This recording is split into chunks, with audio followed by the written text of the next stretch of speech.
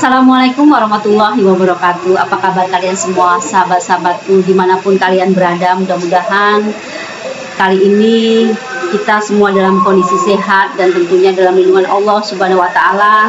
Sahabat-sahabatku yang dirahmati Allah, kemarin ada komentar salah satu dari sahabat yang tentunya non-muslim. Ini saya bacakan. Bu, maaf,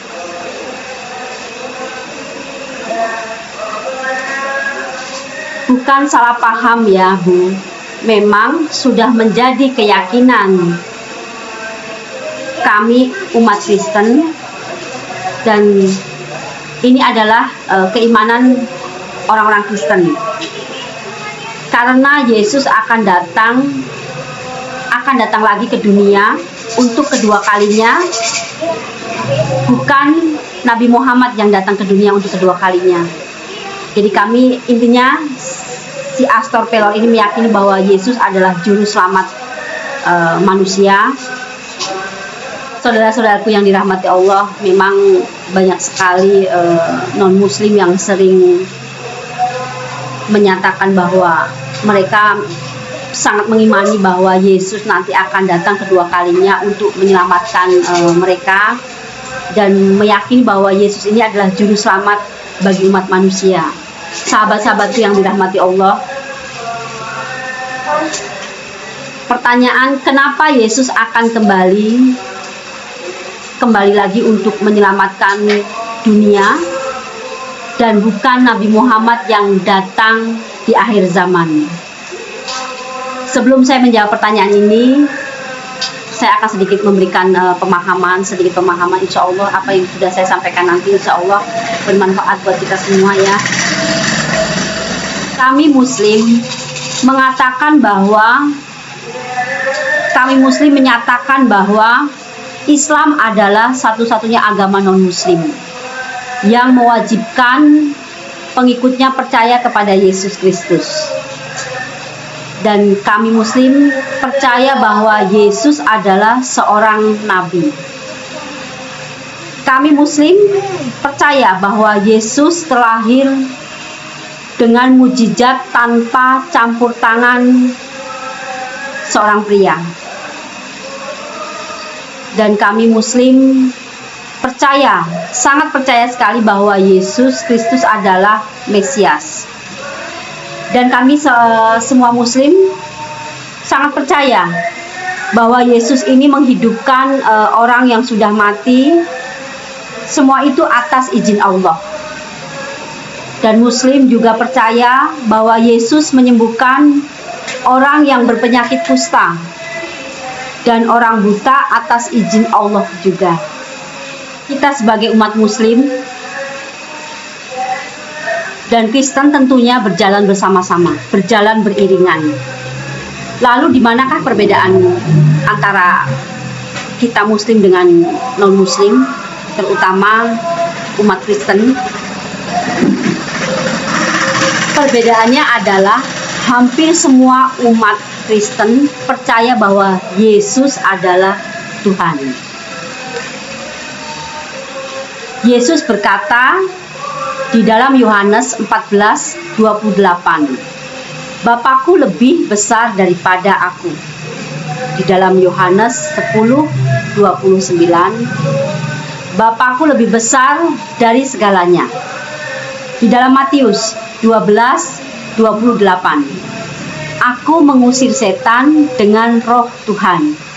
Di dalam Lukas 11:20, Aku dengan jari Tuhan mengusir setan. Yohanes 5:30, Aku tidak bisa berbuat apa-apa daripada diriku sendiri. Aku menghakimi dari apa yang aku dengar, dan penghakimanku adil, karena aku tidak mencari kehendakku tetapi kehendak Allah.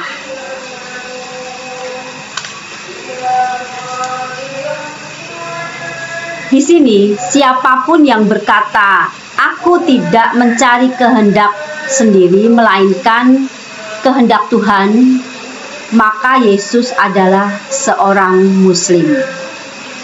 Yesus tidak pernah mengaku bahwa dirinya adalah Tuhan.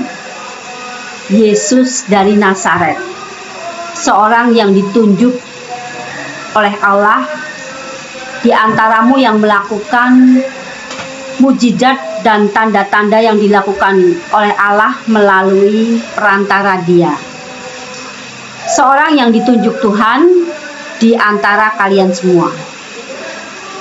Yesus tidak pernah mengaku sebagai Tuhan. Sahabatku yang dirahmati Allah. Yang kedua, menjawab pertanyaan kenapa Yesus akan kembali ke dunia ini untuk menyelamatkan umat manusia di akhir zaman nanti. Sahabat-sahabatku yang dirahmati Allah,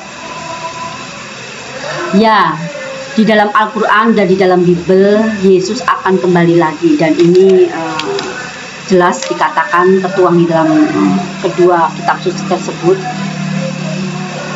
tentang kedatangan Yesus yang kedua. Alasan kenapa Yesus diangkat hidup-hidup dalam pandangan orang Islam disebutkan di dalam surat An-Nisa 157. Yesus tidak dibunuh, tidak pula disalib, tapi beliau diangkat hidup-hidup. Kenapa Yesus diangkat hidup-hidup? Karena Yesus adalah satu-satunya nabi yang mayoritas pengikutnya salah mengira bahwa Dia adalah Tuhan. Itulah alasan kenapa Allah mengangkat beliau hidup-hidup. Sehingga nanti di akhir zaman Yesus akan bersaksi pada kita semua umat manusia bahwa beliau tidak pernah mengaku sebagai Tuhan. Hal ini tertuang di dalam Al-Quran dalam surat Al-Maidah 116. Sahabat-sahabatku yang dirahmati Allah, mudah-mudahan bagi kaum Nasrani, terutama umat Kristen, insya Allah memahami hal ini, dan ini adalah menjadi petunjuk jalan kebenaran untuk mendapatkan hidayah, insya Allah. Pada hari itu Yesus akan berkata, "Ya Tuhan kami, Engkau menjadi saksi bahwa aku tidak pernah berkata, sembahlah aku." Yesus tidak pernah berkata bahwa sembahlah aku, melainkan Yesus berkata, sembahlah Allah. Sembahlah Allah, Tuhanku dan Tuhanmu. Pada kedatangan Yesus yang kedua ini, nanti Yesus datang sebagai pengikut Nabi Muhammad. Dan Yesus datang bukan sebagai nabi. Yesus datang untuk bersaksi kepada umat Kristen tentunya bahwa Yesus tidak pernah mengaku bahwa beliau adalah Tuhan. Sahabat-sahabatku yang dirahmati Allah, video kali ini saya mengupas tentang komentar dari salah satu teman, dan ini juga banyak dikomentari beberapa sahabat non-muslim. Mereka meyakini bahwa di akhir zaman nanti Yesus akan datang dan menyelamatkan mereka semua, dan mereka menganggap beliau adalah juru selamat. Memang beliau adalah juru selamat bagi kita semua, seperti nabi-nabi sebelumnya. Tapi yang jelas perbedaan antara Muslim dan umat Kristen bahwa kita menganggap Yesus sebagai nabi, utusan Allah, tetapi umat Kristen ini menganggap bahwa Yesus adalah Tuhan. Ini yang membuat perbedaan jalan yang berbeda. Dan nanti di akhir zaman nanti Yesus akan membuktikan bahwa beliau bukan Tuhan. Sahabat-sahabatku yang dirahmati Allah, terutama umat Kristen, terutama kaum non-muslim yang selama ini menganggap Yesus adalah Tuhan. Ini adalah komentar dari Anda. Sudah saya jawab dan sudah saya saya jawab dengan apa yang terkandung dalam kitab suci Bible dan tentunya kitab suci Al-Quran. Mudah-mudahan jawaban saya dan diskusi malam hari ini insya Allah memberikan jalan hidayah buat kalian semua, dan kita sebagai umat manusia yang diciptakan oleh Allah Subhanahu wa Ta'ala, raih hidayah, raihlah jalan kebenaran sebelum ajal menjemput. Masih ada kesempatan dan masih banyak kesempatan untuk kita mendapatkan jalan kebenaran. Terima kasih sudah menonton video saya. Mudah-mudahan apa yang sudah saya sampaikan kali ini bermanfaat buat kita semua dan menambah ketakwaan dan keimanan kita kepada Allah Subhanahu wa Ta'ala. Terima kasih dan assalamualaikum warahmatullahi wabarakatuh.